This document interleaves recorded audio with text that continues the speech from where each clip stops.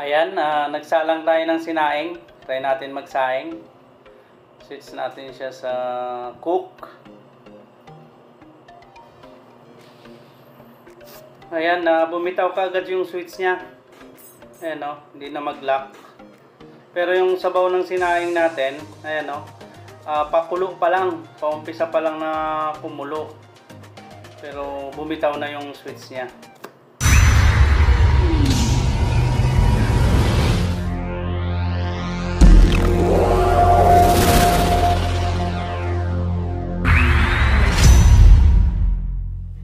So, ayan, welcome back na naman sa channel natin mga boss. Dito na naman tayo, nagbabalik. Musta po kayong lahat dyan? Sana'y nasa mabuti lang ang lahat. So, ayan, rice cooker naman yung gagawin natin ngayon. Ayan o. Ang problema niya, umaano naman siya, nagsuswitch naman siya.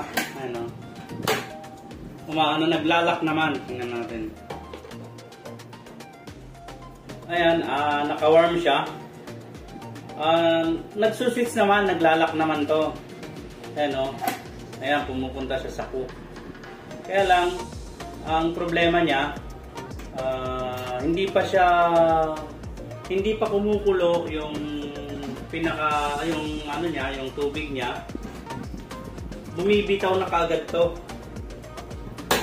Nawawala na sa pagkalak. Bumibitaw na siya sa lock. Kaya hindi naluluto yung sinaing natin. Yun yung problema niya. Minsan naman, nagtutuloy-tuloy naman siya. Kaya lang sa time na kumukulo na siya, bumibitaw na. Kaya nahihilaw yung sinaing natin. Madalas hilaw yung sinaing. So, yan ang susolusyonan natin ngayon. Pero sigurado sa mga master natin dyan, alam na tong ganitong problema.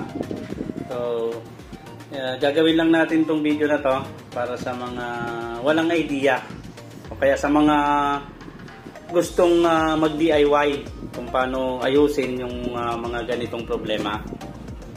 So kahit hindi ka technician, kung susundan mo yung gagawin natin o yung panunuorin mo hanggang matapos tong video natin, ay sigurado magagawa mo rin yung rice cooker mo pag ganito ang problema. So, sundan mo lang yung video. So, sa mga ganitong problema, yung nahihilaw yung mga sinaing natin, ito yung kadalasang sira. Ito yung bumibigay. Tawag dito yung temperature limiter. Magnetic steel temperature limiter. So, ito yung papalitan natin.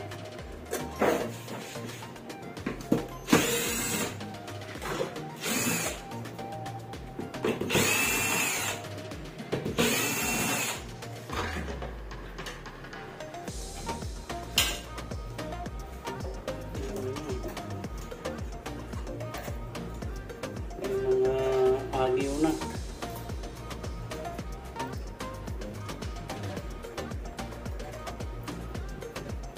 So, ito yan siya. Tatanggalin natin siya. Papalitan natin siya ng bago.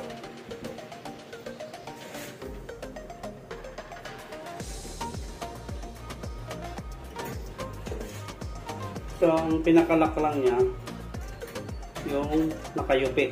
Yan. Yan. Pasundan lang natin yung butas niya.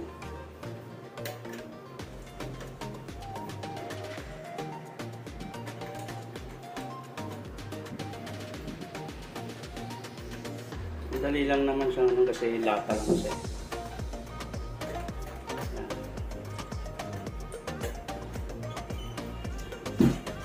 Ito lang siya. Tanggal na. So ito naman. Para matanggal natin to, tulak lang natin siya. Ito, nakasabit lang yan.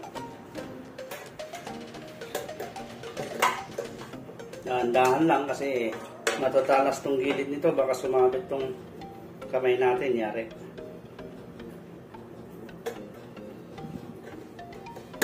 Ayan, tulak mo lang yan paloob.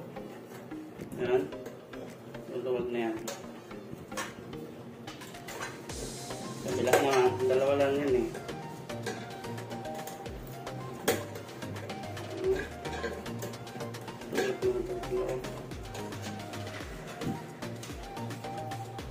mahirapan sa lungnos, gamitan na lang natin siya ng screwdriver.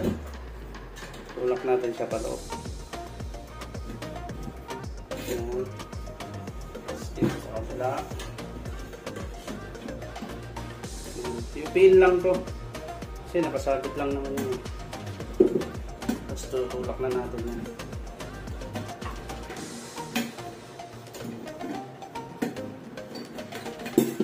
Ayan. Naglag na. Ito na yun. Ito yung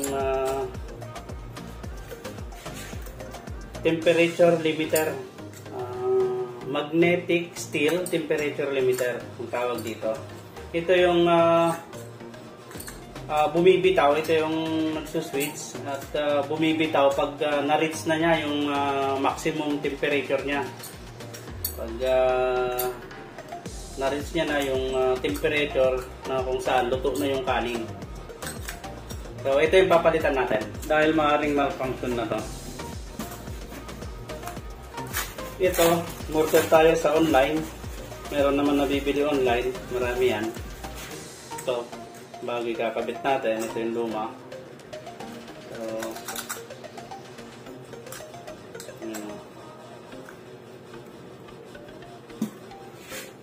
ang pagbalik, ganun lang din. Ito lang nakasabit.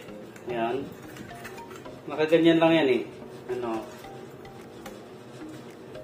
So, ang gagawin natin, iaangat lang din natin to. Yan.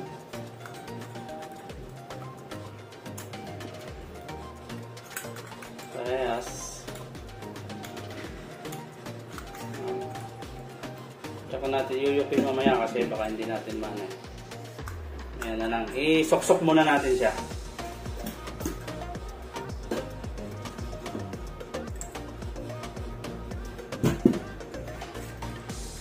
Ito naman kahit sana na kasi naiikot yan.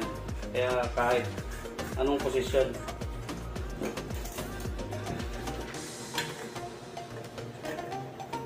Ayan o.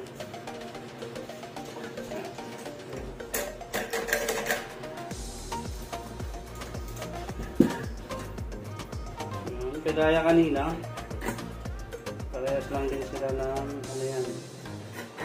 Pasok lang natin to.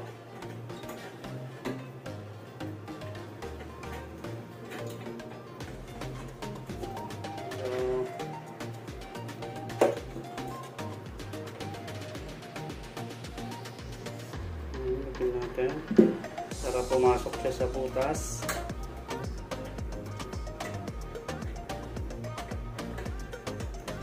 Ayan o. Ayan. Tapos balik natin yung punatin natin siya para mag lock. Ayan. Para hindi siya nahuhukot. Ngayon yung pinakalock naman niya rito ay sungkitin na lang natin siya ng screwdriver. Palabasin natin siya.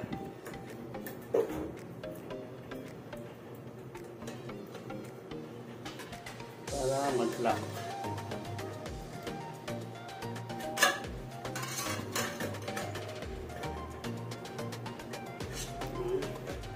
Kabila.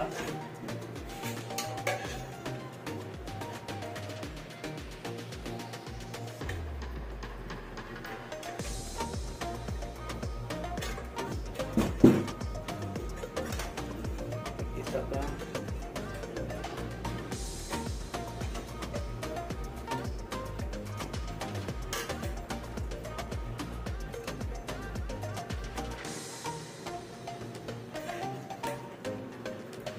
Yan. Pusin na lang natin. Pantayin natin. Yan. Okay na. Tayin natin. Testing natin. Ayan, napalitan na natin ng bago. Ito yung luma niya. Ito yung bago. Ayan. Ganun lang ang pagpalit. Ayan, pwede na natin i-testing. barkada yan, makakaluto na yan. Kasi kadalasan, ito lang naman nagiging problema. Pag halimbawa, hilaw yung sinaing. So, ito lang yung papalitan.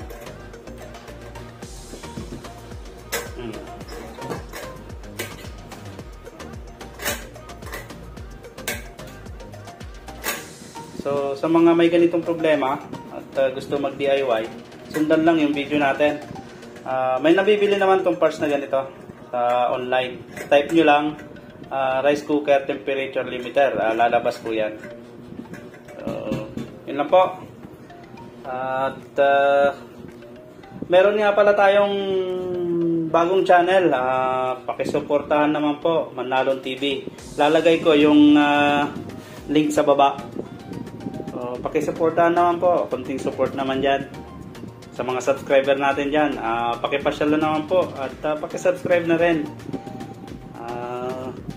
Sa mga hindi pa subscriber sa channel na to, subscribe na rin po. At hit mo na rin ang notification bell para lagi kayong updated pag may bago tayong upload video.